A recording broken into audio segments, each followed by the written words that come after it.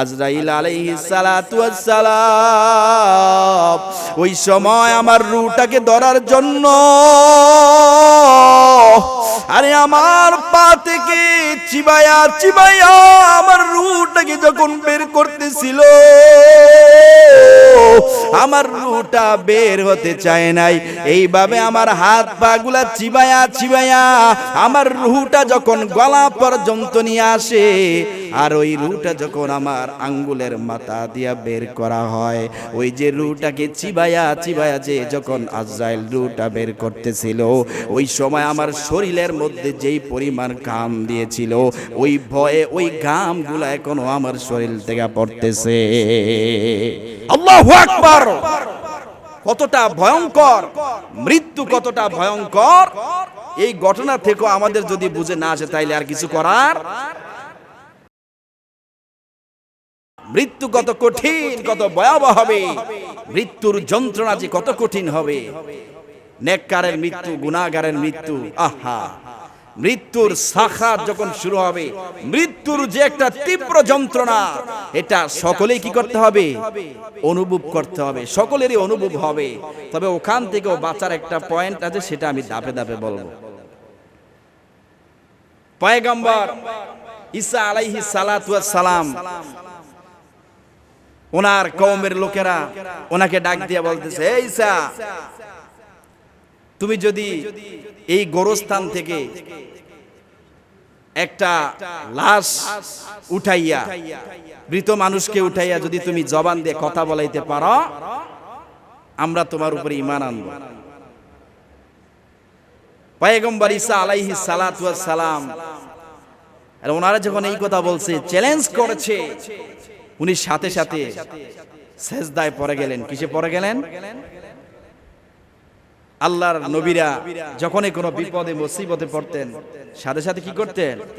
সেজদায় পড়ে আল্লাহর কাছে সাহায্য চাইতেন। এখান থেকেও আমাদের একটা শিক্ষা হলো, আমরাও যদি কখনো বিপদে পড়ে যাই, সাথে সাথে নামাজ পড়ে সেজদায় পড়ে আল্লাহর কাছে সেই বিপদ থেকে বাঁচার জন্য আকুতি মিনতি যদি করি, আল্লাহ তাআলা আমাদেরকেও কি করবে? বিপদ থেকে বাঁচায় দিবে। ঈসা পয়গম্বর যখন সেজদায় পড়ে আল্লাহর কাছে কান্নাকাটি করেছে, আল্লাহ আমার উম্মতরা এই কথা বলছে, এখন কি করার? আল্লাহ তাআলা বলে, এই ঈসা, চিন্তার কোনো কারণ নাই, কোনো ভয় নাই, পেরেশানি হওয়ার কোনো প্রয়োজন নাই। কি করার? যাও ওই গুরুস্থানে যাও, গুরুস্থানে গিয়ে কি বলবা? কুম বিইذনিল্লাহ। ঈসা নবীর আল্লাহ একটা শক্তি দিয়েছেন, সেটা হলো কুম বিইذনিল্লাহ বলে যে কবরের সামনে গিয়ে বলতো, সে কবর থেকে মানুষ কি হয়ে যেত? মৃত মানুষ জীবিত হয়ে যেত। তো পয়গম্বর ঈসা আলাইহিস সালাতু ওয়াস সালাম যখন কবরস্থানের সামনে গিয়ে বলতেছে কুম বিইذনিল্লাহ, সাথে সাথে এক যুবক দাঁড়ায় গেছে। এত লম্বা বিশাল দেহের অধিকারী এক যুবক দাঁড়ায় বলতেছে, আসসালামু আলাইকুম চাচা যান, আপনি কেমন আছেন? আল্লাহু আকবার! ঈসা নবী আশ্চর্য হয়ে গেছে, কি রে, আমারে চাচা ডাকলো? হে যুবক, তোমার কি পরিচয়? তুমি আমারে চাচা ডাকলা, তোমার পরিচয় কি আমারে বলো, তুমি আমার কিভাবে ভাতিজা হও? সঙ্গে সঙ্গে ওই যুবক ডাক দিয়া বলতেছে, আমার পরিচয় আপনি জানতে চান? আমি হলাম পয়গম্বর নূহ আলাইহিস সালাতু ওয়াস সালামের সন্তান, আমার নাম হলো সাম। আমার নাম কি? সাম। আমার বাবার নাম নূহ আলাইহিস সালাতু ওয়াস সালাম, আমার নাম হলো সাম। আর আমি আপনারে চাচা কেন ডেকেছি? তার কারণ হলো নবীরা নবীরা ভাই ভাই, এই জন্য যেহেতু আমার বাবাও নবী, আপনিও নবী, তাহলে আপনারা দুইজনে ভাই, সেই হিসাবে আপনি আমার চাচা। আল্লাহু আকবার! আমার ভাইয়েরা, পয়গম্বর ঈসা আলাইহিস সালাতু ওয়াস সালাম ডাক দিয়ে বলতেছে, রে নূহ নবীর সন্তান, তুমি কি সত্যি নূহ পয়গম্বরের সন্তান? আমার তো বিশ্বাস হয় না। বলে, কেন আপনার বিশ্বাস হয় না? ঈসা আলাইহিস সালাতু ওয়াস সালাম ডাক দিয়া বলে, রে যুবক, আমি আমার কিতাবের মধ্যে পড়েছি যে নূহ নবীর উম্মত যারা হবে তাদেরকে আল্লাহ পাক রব্বুল আলামিন এমন একটা শক্তি দিয়েছিলেন, তারা যতদিন দুনিয়ার জমিনে থাকবে ততদিন পর্যন্ত তাদের চুল দাড়ি কখনোই সাদা হয় না, পাকে না। কিন্তু আমি তাকায় দেখতেছি তোমার চুল দাড়িগুলা সাদা হয়ে গেছে, পাইকা গেছে। তাহলে তুমি কিভাবে নূহ নবীর সন্তান হইল, এটা আমার বিশ্বাস হয় না। এবার শাম ডাক দিয়া বলে, পয়গম্বর, এ পয়গম্বর, চাচা জান আমার, আপনি ভালো করে শুনে নেন। পয়গম্বর ঈসা নবীর কাছে শাম ডাক দিয়া বলতেছেন, এই যে আমার চুল দাড়িগুলা কেন পাকছে আপনি শুনেন।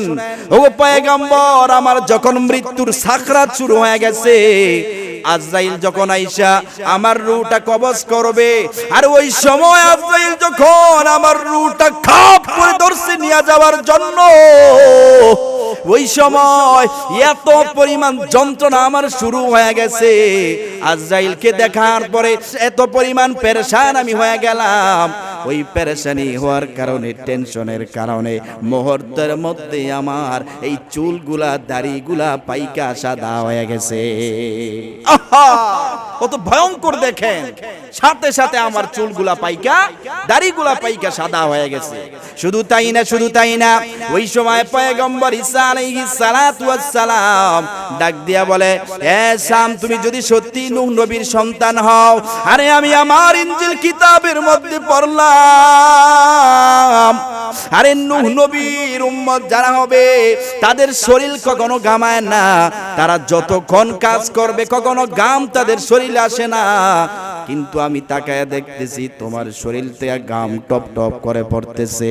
এই কথা বলার পরে এবার শাম ডাক দিয়া বলেন, চাচা যান, হে নবী আমার, আপনি ভালো করে শুনে নেন। আর এই যে শরীর থেকে টপ টপ করে ঘামগুলা পড়তেছে, আজরাইল যখন আইসা আমার রূহটা কবজ করার জন্য, আমার রূহটাকে যখন ধরার জন্য হাত বাড়াইছে, আমার রূহটা 360টা জোড়ার মধ্যে দৌড়াদৌড়ি করতেছিল। আজরাইল আলাইহিস সালাতু ওয়াস সালাম ওই সময় আমার রূহটাকে ধরার জন্য,